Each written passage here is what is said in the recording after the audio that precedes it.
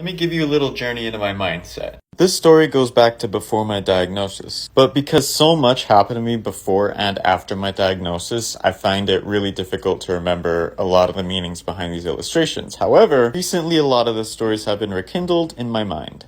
And it goes back to this character, whose name was originally Andromeda. Andromeda was a highly prolific and highly fashionable individual. She highly valued transhumanism and was extremely obsessed with becoming a god through technology. She also loved Kokeshi dolls, and she kind of made it a personal symbol for herself. Andromeda ends up approaching a robot named Kandor. Kandor is so advanced that it can make accurate predictions about the future as well as extrapolate well into the past. Kandor promises Andromeda that by merging with Kandor, Andromeda can become a god. She merges with Kandor. Kandor takes over her brain and she launches attacks on several cities. What follows is a huge battle, and she loses this battle. It's only when she disconnects from the machine does she wake up and realize the damage that she's caused. And the machine, the AI which remained, fled. The machine fled with part of her subconscious, and as a result, it retained a lot of her personality, her property, and it fled out into the cosmos, out into outer space.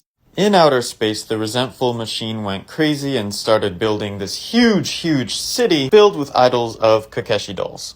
The outer space city was located somewhere between the orbits of Earth and Mars.